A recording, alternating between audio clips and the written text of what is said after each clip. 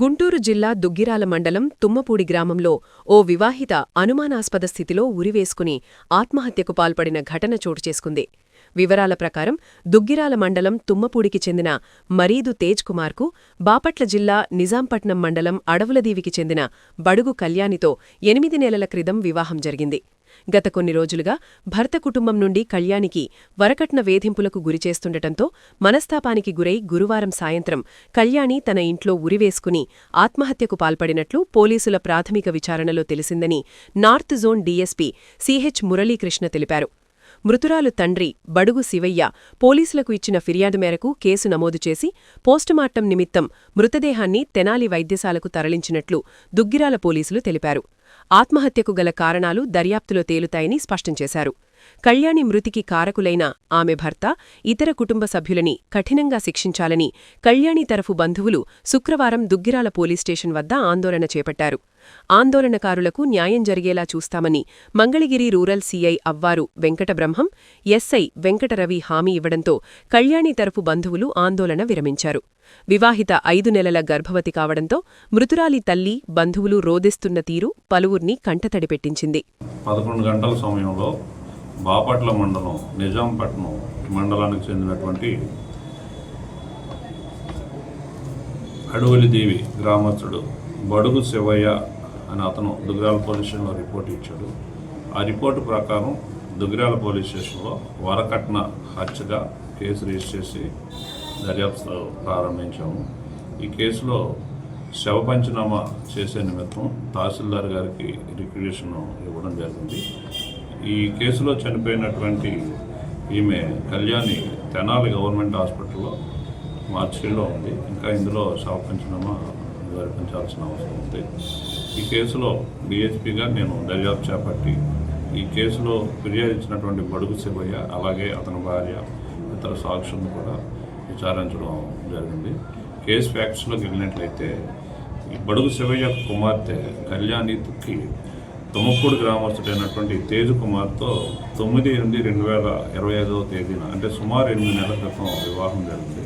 వివాహ సమయంలో ఈమెకి కొంత పొలం, అలాగే క్యాష్ కూడా కట్న కానుకలుగా ఇవ్వడం జరిగింది. అయితే వీరికి కొన్ని అప్పులు ఉన్నాయని ఆ అప్పులు తీర్చే నిమిత్తం 10 లక్షల రూపాయల వరకు అప్పులు తీర్చారు. కాబట్టి వీరికి ఈ అమ్మాయికి ఇచ్చినటువంటి పొలం ఏదైతే ఉందో ఆ పొలాన్ని అమ్మి డబ్బు తీసుకురమ్మంటున్నారని, దాని నిమిత్తం ఈ అమ్మాయి కళ్యాణి యొక్క భర్త తేజ్ కుమారు, అలాగే అతని అమ్మ, అతని భార్య, అతని తండ్రి, తల్లి, అలాగే అతని చిన్నాన్న, పిన్నమ్మ కూడా ఇందులో ఈ వేధింపులకు గురి చేస్తున్నారని వీళ్ళు రిపోర్ట్ ఇచ్చి సాక్ష్యం చెప్పడం జరిగింది. కాబట్టి ఈ కేసుని ఎంఆర్ఓ గారు శవ పంచనామా చేసిన తర్వాత పోస్టుమార్టం జరుగుతుంది. తర్వాత దర్యాప్తు పూర్తి చేసిన తర్వాత ముద్దాయిల మీద తగు చర్య తీసుకోవడం జరుగుతుంది. నా పేరు బడుగు శ్రీనివాసరావు అండి. మాది బాపట్ల జిల్లా నిజాంపట్నం మండలం అడవులదీవి గ్రామం. మేము దుగ్గిరాల మండలం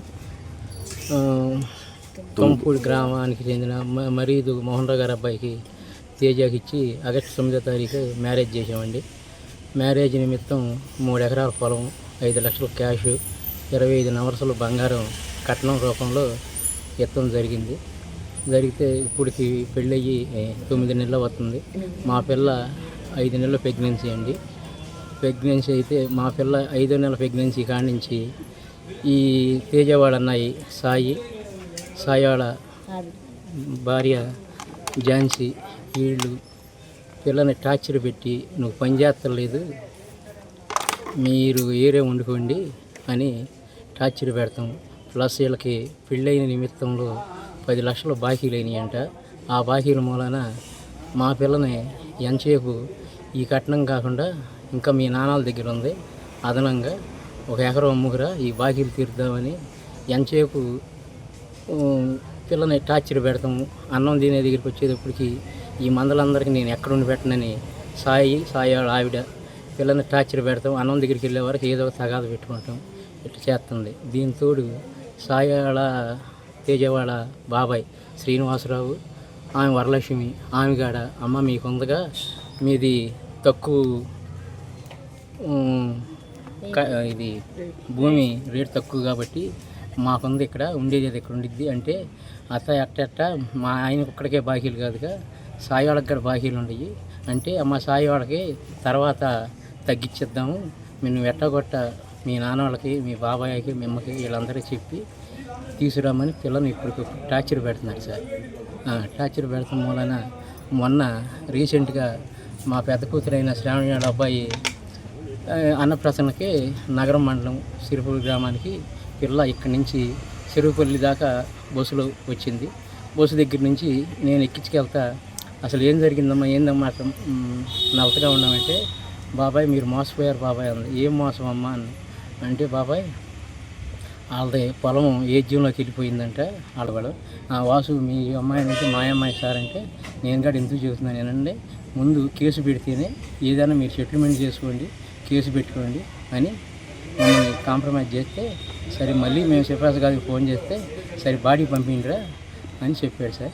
బాడీని రాత్రి 2 గంటలకి తెనాలి గవర్నమెంట్ హాస్పిటల్లో మార్చిరీలో పెట్టారు సార్. మేము రాత్రి మంచిగా కూడని ఉన్నాం సార్.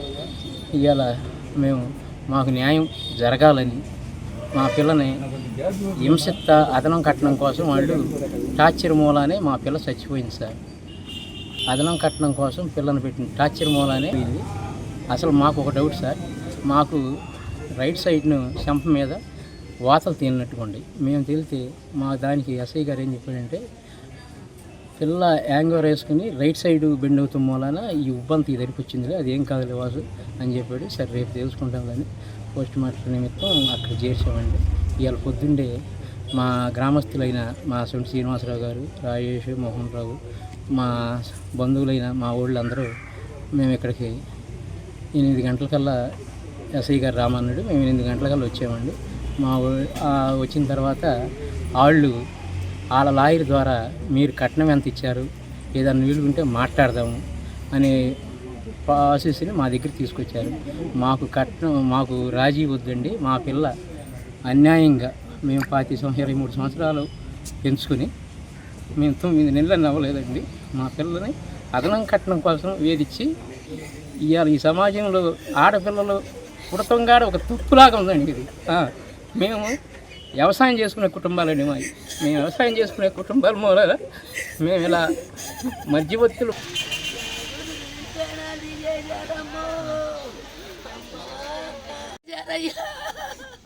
నా కూతురు మేడాలు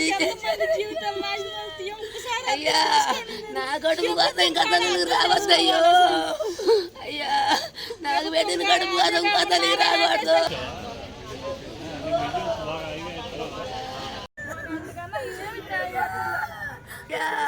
నా కడుపు కోసం ఇంకా తల్లికి రావద్దయ్యో అయ్యా నాకు పెట్టిన కడుపు కోసం ఇంకా తల్లికి రాకూడదు.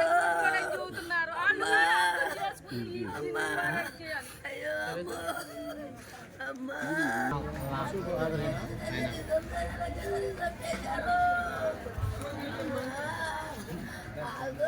చంపేసింది నా కూతురు.